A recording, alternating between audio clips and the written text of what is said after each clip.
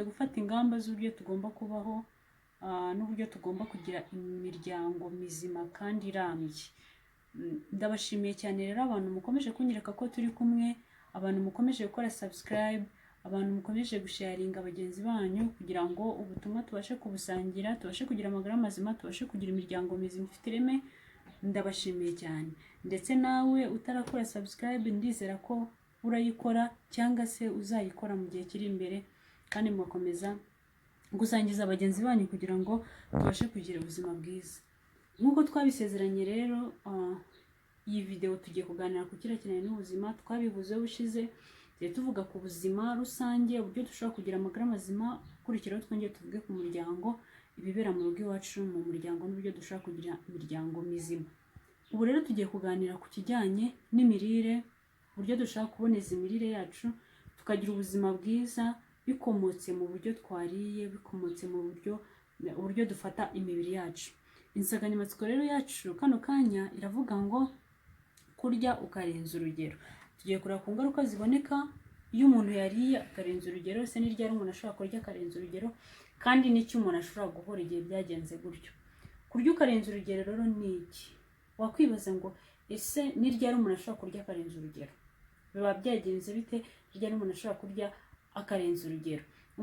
Igihe umuntu ashobora kurira akarenza urugero ushobora kubibwirwa nuko nicyo gihe ushobora kurya, ufata amafunguro, nyuma yo kuyafata ukumva mu nda hatangiye, uraremerewe, rimwe na rimwe abantu batangira gusinzira, ubundi ukumva imisonga iri gutera mu nda, ubundi mu buryo runaka ukabona ibimenyetso bikwereka ko ibyo kurya wariye byabaye byinshi, byaremereye.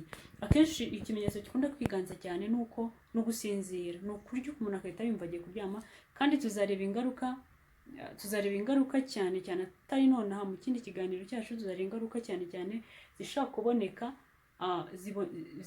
ziboneka iyo umuntu arya akahita ajya mu buriri akaryama. Ni ikibazo cyane, biremerera igifu. Rero kurya ukarenza urugero ndumva tubyumvishije. Reka none twibaze ingaruka, cyangwa se turebe ku ngaruka zishobora kuboneka ku mibiri yacu bitewe n'uko twariye tukarenza urugero. Dushobora kubibona, iki cyigisho kiboneka cyane no mu gitabo cyitwa Inama ku mirire n'ibyo kurya, icyigisho cyaho cya 32 kuri paje y'132. Ingaruka ziterwa no kurya ukarenza urugero turavugamo ibintu 10. Icya mbere, iyo umuntu akunda kurya akarenza urugero, cyangwa se umuntu wimenyereje kurya akarenza urugero, bishobora kumutera ibyo bintu biremerera umubiri n'imikorere yose y'umubiri. Ni ukuvuga ngo biremerera umubiri n'imikorere yose yawo. Niyo mpamvu ushobora kubona umuntu wimenyereje kurya muri ubwo buryo, usanga kenshi imikorere ahora ahindagurika mu mico ye, ahora ari umuntu udafatika, donc imikorere y'umubiri yose irahinduka. Ntago ari mu bigaragara gusa, ahubwo no mu bitagaragara usanga ari umuntu uhora ahindagurika. Icya kabiri ni uko bituma mu gifu hinjiramo amaraso adasanzwe kandi mu buryo butari busanzwe. Icya gatatu, bicogoza imyanya y'urwungano ngogozi cyangwa se imyanya y'igogora. Bituma imyanya y'igogora icika intege. Niyo mpamvu umuntu ashobora kurya, gufata amafunguro, ukabona niba ariye mu gitondo saa 2 ukabona ageze saa 10 ibyo kurya yariye mu gitondo bikimurimo. Ibyo ni bigaragaza yuko urwungano ngogozi rwe rukora gahoro cyane, rufite intege nkeya. Ibyo rero akenshi bikunze kuba byaratewe n'uko umuntu yimenyereje kurya ibyo kurya byinshi bikabije birengeje ubushobozi bw'igifu cye. Icya kane, umuntu asigara ntacyo acyitaho. Uzabibona mu mico y'abantu benshi, akenshi bimenyereza iyo ngeso, uzabibona ko ari abantu baba badafite ikintu bitayeho. Ni ukuvuga ngo cyaba ikintu kibi, cyaba ikintu cyiza kimubayeho, ukabona ntabwo abihaye imbaraga cyane nk'uko byagombaga. Umuntu yagera mu kibazo, ukabona ikibazo cyari kiremereye, yagombaga kuba yagihaye imbaraga mu buryo gifitemo imbaragamo, ugasanga ukabona we ari aho nta kintu byitayeho, ntabwo ubona bimushishikaje cyane. Abyo akenshi bikunda guterwa n'uko umubiri we cyangwa se we yakomeje yimenyereje gufata ibyo kurya birengeje ubushobozi bw'igifu cye. Icya gatanu, abantu bakunda kugira bimenyereje ingeso yo kurya bakarenza urugero, ni abantu bakunda kugira ibibazo byo kwibagirwa bya hato na hato. Uzasanga kuko kubera ko imikorere y'umubiri yose iba yahindutse kandi igifu kirananirwa kubera ibyo kurya biremereye cyangwa ibyo kurya byinshi umuntu yashyize mu gifu, bituma igifu gikora kikageza ubwo cyananirwa kigasaba imbaraga zidasanzwe ubwonko rero mu kohereza imbaraga ku gifu ngo zigifasha kuba cyasya byo kurya, ugasanga ubwonko nabwo burahazahariye, ubwonko butangiye kugira intege nkeya, hakaba hakomozaho ibibazo byo kwibagirwa bya hato na hato. Icya gatandatu ni uko umuntu wimenyeje kurya ibyo kurya akarenza urugero, aba ari abantu badakunda gufata mu mutwe nk'uko tubivuze, n'ubundi nk'uko bibyara ikibazo cyo kwibagirwa, n'ubundi kudafata mu mutwe bizamo kubera ko ubwonko buba bwamaze gucika intege kandi bwamaze kunanirwa kubera imbaraga nyinshi bwohereje ku gifu, bituma no gufata mu mutwe k'uyu muntu kw'aba bantu bigora cyane. Abantu kandi bafite ingeso yo kurya ibyo kurya byinshi birenze urugero rw'igifu cyabo, uzasanga ari abantu bahorana uburakari bwa hato na hato. Ni abantu bahorana uburakari kubera iki? Kubera ko uzumve niba urwaye igifu, iyo umurwayi w'igifu akenshi abantu bagira inama ngo jya uhora wishimye, jya uhora useka, jya uhora, kubera iki? Kubera ko igifu ni rumwe mu rugingo umuntu ashobora kurwara rukamutera, rugatuma umubiri we wose uhindura imikorere. Ibyo bigakuraho ko ubwonko bunanirwa bugacika intege, umuntu akaba atagifite resistance ku kintu runaka kimubayeho, akarakara ubusa, akababara ubusa, ugasanga ntago afite kwihanganira abandi. Kubera iki? Kubera ko ubwonko bwacogoye, bwagize intege nkeya. Abo bantu rero kenshi uzabona ko bakunda kurangwa n'uko bakunda kugira uburakari cyane. Ni ukuvuga ngo utubaye twose, akantu kose kamubayeho ararakara cyangwa akababara. Uzasanga kandi ari abantu bakunda gutoteza abandi, ko nabivuga, gutoteza abandi cyangwa se kuremerera abandi, kubera ko igihe cyose abagomba aratsimbarara. Abantu bakunda gutsimbarara cyane ku bintu byabo. Icya munani ni uko abantu baba bafite ibitekerezo bigufi. Abantu ubundi bimenyereje iyo ngeso yo kurya bakarenza urugero cyangwa bagashyira mu gifu ibirengeje ubushobozi bw'igifu cyabo, uzasanga akenshi ari abantu bagira ibitekerezo bigufi. Ni ukuvuga ngo ari abantu bavuga, ukabona umuntu ni umuntu mukuru ariko yajya kuguha igitekerezo runaka kuko abyumva, ukumva ngo igitekerezo kiri hasi cyane cy'umwana muto uri hasi. Ibyo kenshi bikunda kuba byaratewe n'uko abantu bimenyereje ya ngeso yo kurya bakarenza urugero, bigatuma igifu cyabo gisaba imbaraga zirenze, hanyuma ubwonko bukahazaharira, umuntu imikorere ye y'ubwonko igahinduka, bigatuma ibitekerezo bye biba bigufi cyane. Icya cyenda, aba bantu bakunda kugugarirwa, kwa kundi umuntu ashobora kurya ibyo kurya nabibabwiye hejuru, n'ubundi akumva muri we aragugariwe, akumva ibyo kurya yariye mu gitondo nimugoroba birinze bigera nimugoroba ibyo kurya bikiri muri we, kandi akumva byamubujije amahoro. Iyo ndwara rero kenshi ikunda guterwa n'uko abantu bimenyereje kurya bakarenza urugero.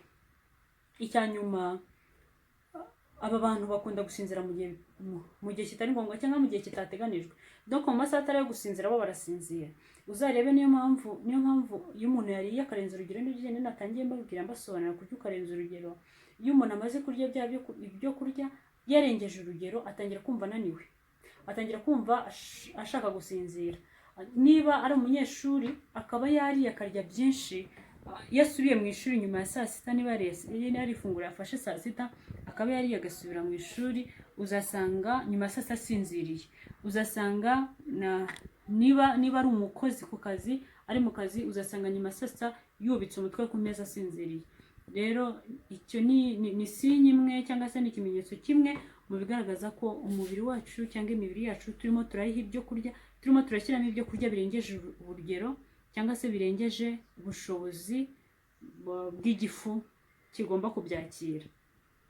Reka noneho turebe inama twahabwa mu bihe bimeze gutyo, cyangwa se kugira ngo tubashe kugira ubuzima bwiza, imibiri yacu ibikora neza, ni iki twakora, nihe nama twabagira. Ijambo ry'Imana ridusobanurira neza cyane ko nituramuka dufashe neza imibiri yacu, n'iby'umwuka bizabona aho bifata. Niba rero dushaka kuba abakristu beza cyangwa abemeramana beza bakwiriye, dukeneye no kugira ngo tubashe kugira amagara mazima. Inama ya mbere duhabwa ni ukugabanya amafunguro twafataga buri munsi. Niba ugira icyo kibazo cyangwa se usanze ari bimwe mu bimenyetso ubonye hano bishobora kuba bikugaragaraho, inama ya mbere uhabwa, gerageza ugabanye amafunguro wafataga. Gerageza wimenyereze, nk'uko nabibabwiye igihe twaganiraga ku mazi, ibintu byose ni akamenyero. Byose ni akamenyero. Ushobora kuvuga ati ntabwo ndi bubishobore, sindi bubashe kugabanya amafunguro ngo bikunde, cyangwa se rimwe na rimwe hari igihe ameza yacu tuzayibona muri video ikurikiraho. Hari igihe ameza yacu, uburyo dutegura ameza bituma abo tuyategurira bagira irari rirenze. Donc dukururira abandi bo dutegurira ameza kugira irari rirenze, cyangwa se kuba barya ibyo kurya byinshi birengeje urugero. Kubera iki? Kubera ko ameza yacu akenshi uzasangamo amasorori y'ibyo kurya byinshi bitandukanye kandi byo mu bwoko bumwe. Tuzabibona. Ibyo bitume wa muntu udafite kwifata mu mirire ye, nagera kuri ya meza azakenera kurya ikijumba, akenere kurya ibirayi, akenere kurya umuceri, akenere kurya imboga, akenere kurya dodo, ashyireho isombe, ashyireho, nyamara ibintu ari ugasanga ni ibyo kurya biri mu bwoko bumwe bw'ibyo kurya, nyamara ibyo kurya byinshi cyane birengeje urugero. Donc ibyo kurya byinshi afashe nta na vitamine nyinshi yinjiza mu mubiri we. Rero usanga kenshi amafunguro imitegurire yacu y'ibyo kurya cyangwa se imeza turiraho, usanga kenshi abantu bateka batitonze, bajya batuma abantu bajya bangiza ubuzima bw'abantu. Kubera iki? Kubera ko abantu kwitegeka kwararangiye, kugira ngo bavuge ati ndarya ibyo kurya ibi n'ibi, ndafata ibi ngibi, kubera ko ibi ngibi ntabikeneye kano kanya, biragoye. Rero niba ufite ikibazo cyangwa se byarakugendekeye kuriya, tangira wige kugabanya amafunguro wafataga. Icya kabiri, niba ukora imirimo igusaba guhora wicaye, donc niba ukora imirimo yo mu mabiro cyangwa ahandi hantu bigusaba guhora wicaye udakoresha imbaraga zawe cyane, ahubwo ugakoresha ubwonko, uragirwa inama by'umwihariko cyane cyane, kuko niba warimenyereje kurya muri buriya buryo, ugafata ibyo kurya birengeje urugero, ukabona akora ako kazi, ufite ingaruka nyinshi cyane kurenza wa muntu wundi urya byo kurya akaba afite akazi akora k'imbaraga. Tuvuga urugero nk'umuhinzi cyangwa se abandi bantu runaka. Rero niba uba ukora mu biro cyangwa se ukora akazi ko kuba wicaye, biragusaba gukora imyitozo ngororamubiri. Gerageza ushake uburyo bwose wajya ukora imyitozo ngororamubiri mu buryo bukwiriye. Icya gatatu, gerageza kurya indyo yuzuye, kandi iyo ndyo ikwiranye n'ubushobozi bw'igifu cyawe.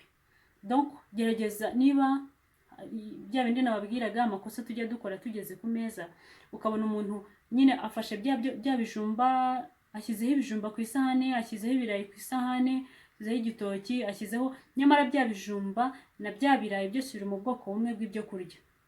Yarangiza agashyiraho umuceri, agashyiraho n'isombe, agashyiraho na dodo, yangiza ati ndariye. Mu by'ukuri ibyo byo kurya uburiya bari mu bwoko bubiri gusa. Rero bisaba ko amafunguro yacu aba akwiriye. Ni ukuvuga ngo tuzabibona muri video yacu ikurikiraho, ifunguro rikwiriye uko riba rimeze, kandi mu buryo bworoheje bitatuvunnye, ariko ifunguro rikaba rikwiriye. Indyo yacu rero igomba kuba ikwiriye, yujuje ibyangombwa byose kugira ngo ibe ikwiriye, kandi ikaba ari ibyo kurya biri ku rugero cyangwa se biri ku gipimo cy'iby'igifu cyawe kibasha kwakira. Icya kane, ntukarye, ni ikosa abantu benshi bajya bakora. Ntukajye ufata ibyo kurya cyangwa se urya wihuta.